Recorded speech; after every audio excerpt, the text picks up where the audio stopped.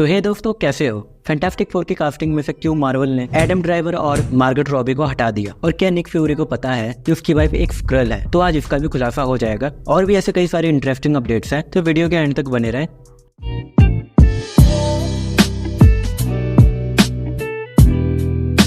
सबसे पहले fantastic four की कास्टिंग के बारे में ही बात कर लेते हैं। फैंटास्टिक फोर की कास्टिंग बस कंफर्म होने ही वाली थी, लेकिन बीच में एक ट्विस्ट आ गया कि एडम ड्राइवर और मार्गरेट रॉबी, जो हमें फैंटास्टिक फोर में रीड रिचर और सुई स्टॉर्म के रोल में दिखने वाले थे, दोनों ही एक्टर्स ने अपने अपने रोल को करने से मना कर दिया। और इन दोनों के रोल को छोड़ने की वजह पैसा है। दोनों ने ही अपने अपने रोल को करने के लिए मार्वल स्टूडियो से बहुत ज्यादा पैसों की डिमांड की। चलो, मार्गरेट रॉबी की मानता हूँ कि वो एक फेमस एक्ट्रेस है, लेकिन ये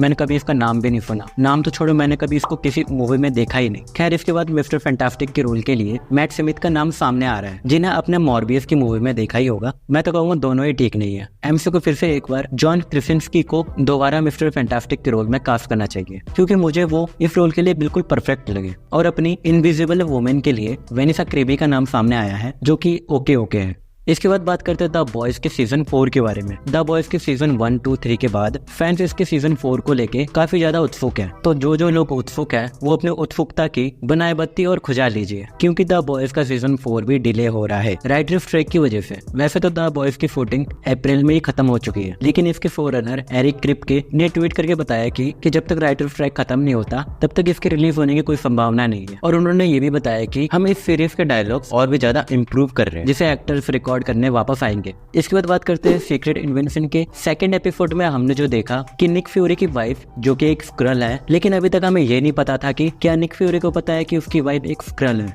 तो इसका जवाब है हाँ, निक फ्यूरी को पता है कि उसकी वाइफ एक स्क्रल है। इससे पहले निक फ्यूरी की एक गर्लफ्रेंड थी, जो कि एक इंसान थी, जिसका नाम प्रिसिला था, और निक फ्यूरी उनसे बहुत ज्यादा प्यार भी करते थे और दोनों शादी भी करने वाले थे। लेकिन कहानी में आया ट्विस्ट। प्रिसिला एक गंभीर कैंसर से जूझ रही थी और उनके पास ज्यादा टाइम भी नहीं बचा था। फिर एक स्क्रल जिसका नाम वारा है, जो निक फ्यूरी को पसंद भी करती थी, और ये वही है जिसे आपने एपिसोड 2 में देखा था। उसके बाद वारा निक फ्यूरी को सुझाव देती है कि वो प्रिसिला की जगह ले सकती है, जिसे निक फ्यूरी और प्रिसिला दोनों ही मान गए। एंड में प्रिसिला की कैंसर से डेथ हो जाती है। उसके बाद निक फ्यूरी और वारा दोनों शादी कर लेते हैं, और इन दोनों के रिलेशनशिप के बारे में हमें सीक्रेट इन्वेंशन के आगे के एपिसोड्स में जानने को मिलेगा। इसके बाद कुछ छोटे और इम्पोर्टेंट अपडेट्स की बात कर लेते हैं। डेडपूल 3 की शूटिंग बहुत जल्द खत्म होने वाली है, और इसका ऑफिशियल ट्रेलर हमें दिसंबर के बीच में देखने को मिलेगा। और दूसरी तरफ captain America brave new world की शूटिंग खत्म हो चुकी है, जिसे इस मूवी के सिनेमेटोग्राफर क्रामर मॉर्गेंटो ने कंफर्म किया है। इसके बाद मारिया हिल, जिसे सीक्रेट इन्वेंशन के एपिसोड 1 में ही मार दिया था, और अब कहा जा रहा है कि मारिया हिल हमें द मार्वल्स में भी दिखेगी। और वो कहां से और कैसे जिंदा होगी मुझे नहीं पता,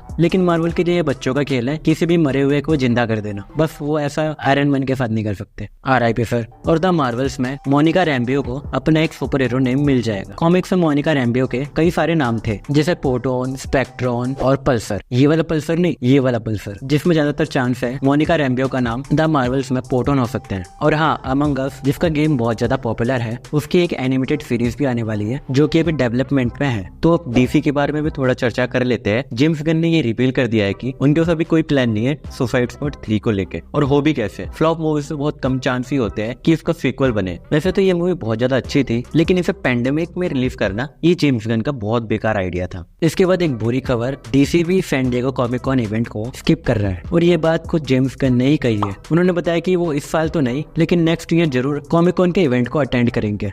अब आते सुपरमैन लेगेसी पे। जैसा कि सभी को पता चल ही गया होगा कि डेविड कोरिन स्वेट अब न्यू सुपरमैन है, जो कि हेनरी कैविल के सुपरमैन को रिप्लेस करेगा। लेकिन ये बात स्नाइडरवर्स के फैंस को हजम नहीं हुई, और अब स्नाइडरवर्स के फैंस ट्विटर पर प्रोटेस्ट कर रहे हैं bring back Henry Cavill Superman के हैशटैग के साथ। फर्स्ट टाइम स्नाइडरवर्स के फैंस ने DC और वार्नर ब्रोस के खिलाफ भी प्रोटेस्ट किया है, जिनमें उन्होंने restore the Snyder cut hashtag का कैंपेन चलाया था, जो कि सक्सेसफुल भी हुआ। उसके बाद हमें जस्टिस लीग का स्नाइडर कट वर्जन देखने को मिला, जो कि काफी अच्छी भी थी, लेकिन शायद इस बार का कैंपेन काम नहीं करेगा, क्योंकि सुपरमैन लेगेसी DC रिबूट का एक इम्पोर्टेंट पार्ट है, और डेविड कोरिन स्वेट अब ऑफिशियली DC के न्यू सुपरमैन है। तो अब लगता नहीं कि अब हमें हेनरी कैविल का सुपरमैन दोबारा देखने को मिलेगा।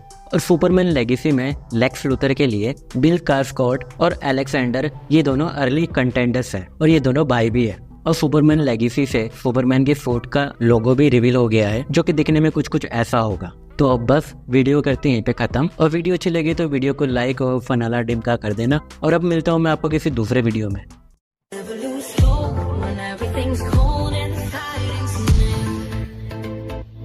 deep in their bones. They're ready to smoke when the fire is